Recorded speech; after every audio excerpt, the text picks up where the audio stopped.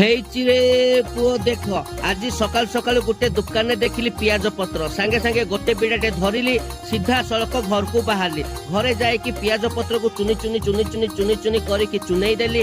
ତାପରେ ଟିକେ କଞ୍ଚା ଲଙ୍କା ଚୁନି ଚୁନି ଚୁନି ଚୁନି ଚୁନି ଚୁନି କରିକି ଚୁନେଇ ଦେଲି। ତାପରେ ତ ଗୋଟେ ମିକ୍ସିରେ କିଛି ଚାଉଳ ପକେଇଲି, ତା ଉପରେ 2 ଚାମଚ ଅଦା ରସୁଣ ପେଷ୍ଟ ପକେଇଲି, ତାପରେ କିଛି ହଳଦୀ ପକେଇଲି, କିଛି ଲଙ୍କାଗୁଣ୍ଡ ପକେଇଲି, ତାପରେ ଲୁଣ ପକେଇଲି, ଜିରା ପକେଇଲି, ତାପରେ ତ ଗ୍ରାଇଣ୍ଡିଙ୍ଗ କରିକି ପିଆଜ ପତ୍ର ଉପରେ ପକେଇଦେଲି।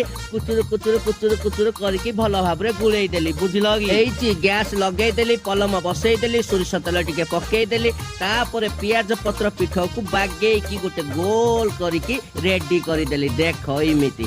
ତାପରେ କିଛି ସମୟ ପରେ ପଲଟେଇ ଦେଲି, ଆଉ ଟିକେ ପଲଟେଇ ଦେଲି, ତାପରେ ତ ପିଠା ରେଡି। ହେଇରେ ପୁଅ ଖଣ୍ଡେ ଛିଡେଇଲି, ଗପ କି ପାଟିରେ ପୁରେଇଲି। ଓହୋ କି ସୁଆଦିଆ ହେଇଛି ଲୋ ମା। ଘିରି ଘିରି ଘିରି ଘିରି ଘିରି ଘିରି ପଲି ପଲି ପଲି ପଲି